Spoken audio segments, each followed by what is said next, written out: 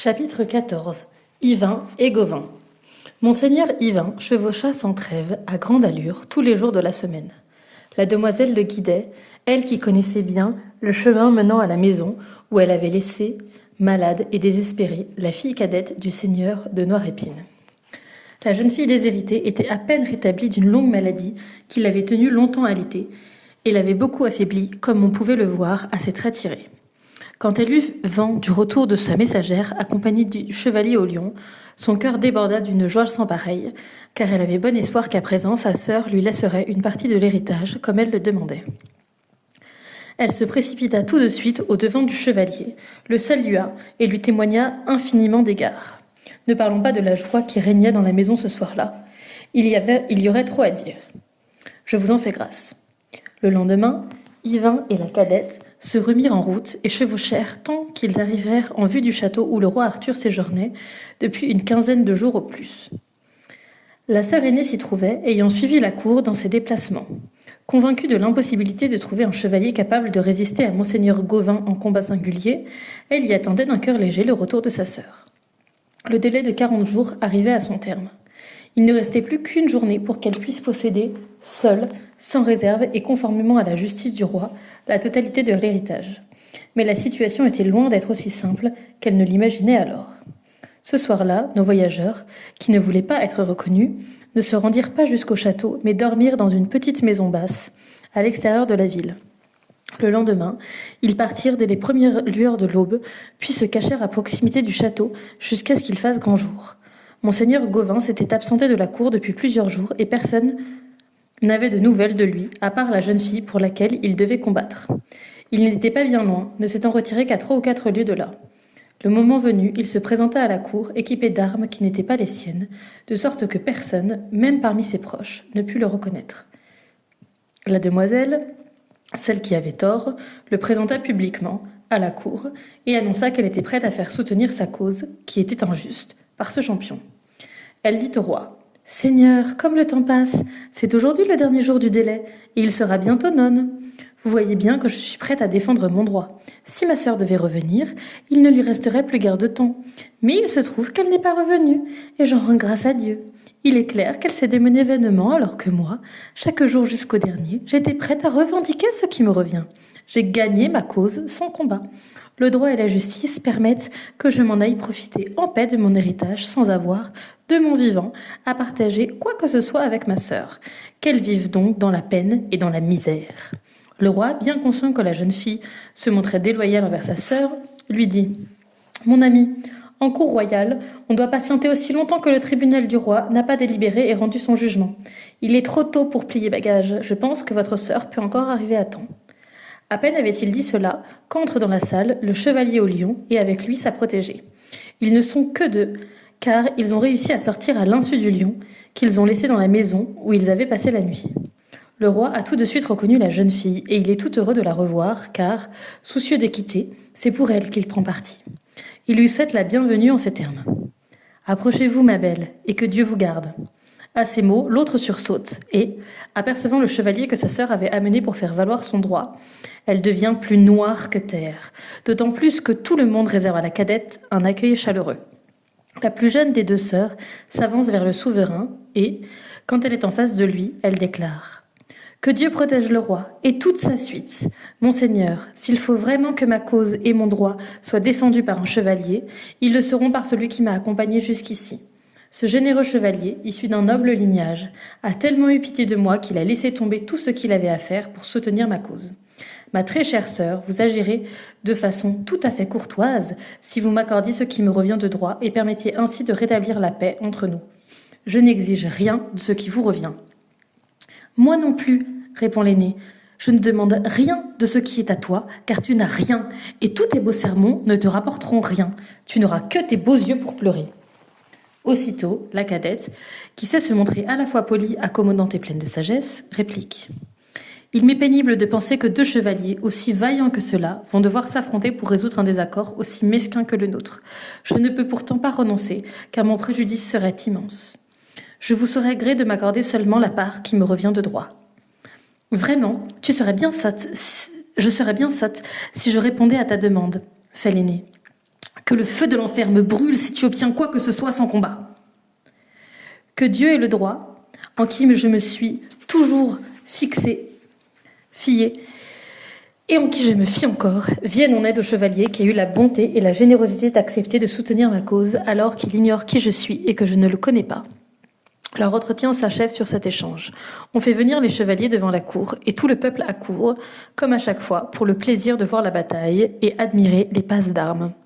Ceux qui s'apprêtent à se battre, malgré la profonde amitié qui les unit, ne se reconnaissent pas. Alors ne s'aiment-ils plus ? Je vous répondrai oui et non, et je justifierai mes deux réponses. Il est vrai que Gauvin aime Yvain et l'appelle son compagnon. Yvain fait de même en toutes circonstances. S'ils se reconnaissaient, ils manifesteraient une grande joie et l'un comme l'autre serait prêt à exposer sa vie pour son compagnon. Mais la haine n'est-elle pas aussi évidente que leur amitié ?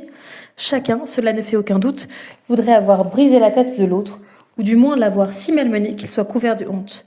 Comment est-il possible que deux sentiments aussi opposés puissent ainsi cohabiter ? Dans un bâtiment, il y a plusieurs pièces. Il faut croire que l'amitié s'était enfermée dans une chambre secrète et que la haine s'était installée bien en vue, aux premières loges. La haine s'élance à la charge et l'amitié ne bouge pas, aveuglée, trompée et vaincue. Sans raison, simplement parce qu'ils ne se sont pas reconnus, les deux amis se vouent une haine mortelle. Comment donc ? Yvain veut tuer Gauvin, son ami, et Gauvin voudrait aussi tuer de ses mains son ami Yvain ? Non. Je vous jure qu'aucun des deux ne voudrait, quel qu'en soit l'enjeu et le prix, avoir causé le moindre tort à l'autre. Ai-je donc vilainement menti, puisqu'il est évident qu'ils vont se précipiter l'un contre l'autre, brandissant leurs lances, avec la ferme intention de se heurter sans aucun ménagement ? Dites-moi lequel sera le plus à plaindre quand l'un des deux aura vaincu l'autre. Yvain pourra-t-il dire, s'il a le dessous, que celui qui l'a déconfit et humilié, il le compte parmi ses proches et ne l'appelle jamais autrement que son ami ou compagnon ? Et si c'est Gauvin qui subit l'outrage, va-t-il se lamenter sur l'amitié trahie ? Pas plus l'un que l'autre, puisque aucun ne saura qui était son adversaire. Puisqu'ils ne se sont pas reconnus, ils s'éloignent l'un de l'autre pour prendre leur élan. Aux premières heures, ils brisent leurs grosses langues de frêne. Ils ne s'invectivent pas, car s'ils avaient échangé même un seul mot, c'est un tout autre accueil qu'ils se seraient réservé. Au lieu d'échanger des coups de lance et d'épée, de chercher à se mutiler ou à se massacrer, ils se seraient jetés dans les bras l'un de l'autre. Le tranchant des épées est bien vite émoussé, car ce n'est pas du plat de la lame qu'il frappe. Les aumes et les écus ne sont bientôt plus que bosses et fentes. Les deux champions frappent sans ménagement et s'acharnent au niveau du cou, du nasal, du front et des joues, qui sont bientôt bleus ou violacés, là où le sang se coagule sous les aumes, dont les ornements de pierres précieuses ont volé en éclats. Les haubers sont à ce point démaillés, les écus en pièces, qu'aucun des deux n'est indemne. Ils déploient tant d'efforts, font preuve d'un tel acharnement, qu'ils sont hors d'haleine. Ils sont au bord de l'évanouissement, tant redoublent les coups qu'ils se portent sur le aume avec le pommeau de l'épée. Il s'en faut de bien peu qu'ils ne se fassent jaillir la cervelle du crâne. Leurs yeux étincellent, ils ont des poings énormes, des muscles impressionnants, des os solides et, serrant leurs épées d'une main ferme, ils emploient toute leur force à se porter des coups très rudes. Après s'être longtemps évertués jusqu'à la limite de l'épuisement, maintenant que les aumes sont cassés, les haubers démaillés, les écus en miettes, ils s'éloignent un peu l'un de l'autre, le temps de reprendre haleine et de laisser s'apaiser les battements de leur cœur. Mais la pause est brève, ils se lancent à nouveau l'un contre l'autre avec une fureur encore plus grande qu'auparavant. Tous ceux qui regardent le combat disent qu'ils n'ont encore jamais vu de chevalier faire preuve d'un tel courage. Ce combat n'a rien d'un jeu, ces deux-là y mettent toute leur force et jamais ils ne pourront avoir la récompense qu'ils méritent. Ces paroles sont parvenues aux oreilles des deux amis qui cherchent à s'étriper. Ils entendent aussi que dans l'assistance, on essaie de réconcilier les deux sœurs.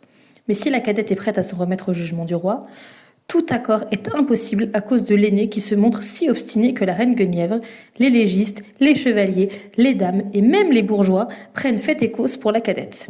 Tout le monde supplie le roi d'accorder à la cadette, malgré l'obstination de sa sœur aînée, le tiers ou le quart de l'héritage, et de séparer les deux chevaliers qui sont d'une vaillance sans pareille. Quel malheur ce serait si l'un des deux atteignait mortellement l'autre ou causait le moindre tort à son honneur. Le roi refuse d'intervenir pour imposer la paix, puisque l'aîné, d'une méchanceté diabolique, s'y oppose. Alors, les deux chevaliers se malmènent à nouveau âprement, suscitant l'admiration de tous. Ils sont de force égale et personne ne peut dire lequel a pris l'avantage ni lequel a le dessous. Les chevaliers qui s'affrontent et qui, pour l'honneur, souffrent le martyre ne peuvent, eux non plus, s'empêcher de s'étonner et de s'émerveiller. Qui donc peut résister avec tant de hardiesse ? Le combat se prolonge jusqu'à la tombée de la nuit. L'un et l'autre ont le bras fatigué et le corps douloureux. Le sang chaud jaillit des multiples blessures qu'ils ont sur tout le corps et coule par-dessous les haubères. Ils souffrent atrocement. Comment s'étonner qu'ils aient besoin de prendre un peu de repos ? Ils ne reviennent pas tout de suite à la charge. Chacun pense en lui-même qu'après une longue attente, il a fini par trouver son père. Ils restent ainsi un long moment à faire souffler leurs chevaux et à reprendre quelques forces. Ils n'ont guère envie, semble-t-il, de recommencer à se battre, tant à cause de l'obscurité de la nuit que de la crainte qu'ils s'inspirent mutuellement. Pour le moment, ces deux raisons les incitent à demeurer en paix. Mais avant qu'ils ne quittent le champ de bataille, ils vont se reconnaître, ce qui ne manquera ni de les réjouir, ni de les désoler. Monseigneur Yvain, qui était un chevalier vaillant et courtois, prit la parole en premier. À cause des efforts qu'il avait fournis et des coups reçus, il parlait bas, d'une voix rauque, faible et cassée. Aussi son grand ami ne put-il pas reconnaître le timbre qui lui était familier. « Seigneur, dit-il, la nuit approche. Je ne crois pas qu'on nous adressera le moindre reproche si nous nous séparons à cause de l'obscurité. Sachez que pour ma part, j'éprouve à votre égard autant de crainte que d'admiration. Jamais de ma vie je n'ai eu à livrer bataille aussi douloureuse, et je ne croyais pas rencontrer un jour un chevalier que j'aurais un tel désir de connaître. Personne, à ma connaissance, ne sait placer ses coups et les assonner mieux que vous. Je me serais bien dispensé de recevoir tous ceux dont vous m'avez si généreusement fait cadeau aujourd'hui. J'en suis encore tout étourdi. Ma foi, répond monseigneur Gauvin, je doute que vous soyez aussi mal en point et épuisé que moi. Tout ce que j'ai pu vous donner, vous avez rendu le compte exact sans oublier les intérêts. Vous avez vraiment fait preuve d'une générosité qui dépassait toutes mes espérances. Peut-être ne vous opposeriez-vous pas à m'apprendre qui vous êtes, mais puisque vous avez souhaité connaître mon nom, je ne vous le cacherai pas. Je suis Gauvin, fils du roi Lot. Yvain est abasourdi et bouleversé sous le choc de cette révélation. D'un mouvement de rage, il jette à terre son épée couverte de sang et ce qui lui reste de son bouclier. Il descend de cheval, met pied à terre et s'écrie « Par une funeste méprise, avons-nous pu livrer bataille sans nous être reconnus ? Si j'avais su qui vous étiez, je vous jure que, plutôt que de me battre contre vous, j'aurais préféré m'avouer vaincu d'avance. » « Comment ? Fait Gauvin ? Qui êtes-vous donc ? Je suis Yvain, votre ami le plus cher au monde, à qui vous avez donné tant de preuves d'amitié et témoigné tant de marques d'honneur dans toutes les cours. Je tiens à vous offrir réparation dans cette affaire et je me déclare publiquement vaincu. » Note de bas de page. Ce que font Yvain et Gauvin est très grave. Il n'y a pas de pire honte pour un chevalier que de s'avouer vaincu et recréant, c'est-à-dire renoncer au combat. Chacun donne par cette humiliation librement consentie une preuve de l'extraordinaire amitié qui le lie à l'autre. Suite du texte. « Vous feriez vraiment cela pour moi ?» s'étonne le doux Gauvin. « Je serais bien outrecuidant si j'acceptais. Ce n'est pas à moi que reviendra l'honneur de la victoire, mais à vous, je vous l'abandonne. »« Ah, Seigneur, ne discutez pas. Je suis incapable de tenir sur mes jambes tant je suis blessé et à bout de force. »« Vous vous donnez du mal bien inutilement, » répond son ami et compagnon. « C'est moi qui suis battu et bien mal en point. Je ne le dis pas par flatterie, mais je le dirai devant n'importe quel adversaire plutôt que d'essuyer d'autres coups comme les vôtres. » Tout en parlant, Gauvin aussi descend de cheval. Les deux amis se jettent dans les bras l'un de l'autre, s'embrassent et s'étreignent sans cesser de se proclamer vaincus. Comme la discussion s'éternise, le roi et ses barons accourent et s'assemblent autour d'eux. Voyant leur démonstration d'amitié, ils ont hâte d'en connaître la raison et d'apprendre l'identité de ces chevaliers qui se font à présent une telle fête. « Seigneur, demande le roi, d'où viennent cette soudaine amitié et ces élans de tendresse, alors que toute la journée, nous n'avons vu entre vous que haine et discorde sans pareil. »« Sire, lui répond Gauvin, son neveu, puisque vous êtes venu jusqu'à nous pour le savoir, nous allons vous révéler la malchance et l'infortune qui sont à l'origine de ce combat. Je suis Gauvin, votre neveu, et je n'ai pas reconnu mon compagnon Yvain, que vous voyez ici jusqu'au moment où il s'est enquis de mon nom. Chacun de nous a révélé son identité à l'autre, c'est ainsi qu'enfin nous nous sommes reconnus, après nous être bien battus. Si le combat s'était quelque peu prolongé, Il m'aurait tué, car j'étais en bien mauvaise posture. J'aurais été victime de sa vaillance et de l'injuste cause de celle qui m'avait demandé de combattre pour elle. J'aime beaucoup mieux m'avouer vaincu par les armes que d'avoir été tué par mon ami. Yvain, dont le sang ne fait qu'un tour, s'empresse d'intervenir. « Seigneur, mon ami, vous avez grand tort de dire cela. Il faut que le roi sache que, sans discussion possible, j'ai été défait et réduit à votre merci. »« Non, c'est moi ! Non, c'est moi !» font l'un et l'autre d'une seule voix. Chacun se montre si noble et si généreux qu'il tient absolument à accorder à l'autre la victoire et à lui décerner la couronne du vainqueur, ce qu'ils n'acceptent ni l'un ni l'autre. Chacun, prenant à témoin le roi et toute l'assistance, se proclame vaincu et s'avoue contraint d'abandonner le combat. Après les avoir écoutés un moment, le roi met un terme à cette dispute qu'il a trouvée plaisante. Ce qui le réjouit le plus, c'est de voir les deux chevaliers tomber dans les bras l'un de l'autre alors qu'ils viennent juste de s'infliger de multiples blessures. « Seigneur, à entendre chacun de vous prétendre qu'il a été vaincu, on voit bien la grandeur de l'amitié qui vous unit. Il faut maintenant vous en remettre à moi. Je donnerai à cette affaire un dénouement tout à fait équitable, satisfaisant pour l'honneur et qui devra recevoir l'approbation de tous. » Yvain et Gauvin promettent de se soumettre entièrement à la décision royale. « Où est, demande le souverain, la demoiselle qui a injustement chassé sa sœur de sa terre et l'a déshéritée sans la moindre pitié ?»« Sire, dit-elle, je suis ici. »« Approchez donc. J'avais depuis longtemps compris que vous priviez votre sœur de sa part d'héritage et vous venez publiquement de reconnaître les faits. Je ne veux pas que ses droits soient plus longtemps bafoués. Vous devez lui restituer la part qui lui revient, en toute propriété. »« Sire, j'ai répondu sans réfléchir. Ne me prenez pas au mot, ne m'accablez pas. Vous êtes roi et devez vous garder de toute injustice. » Telle est bien mon intention, et c'est pour cela que je veux rendre à votre sœur la part qui lui revient de droit. Vous avez bien entendu que votre chevalier et le sien s'en sont remis à moi. Chacun d'eux assure qu'il a été battu et accorde à l'autre l'honneur de la victoire.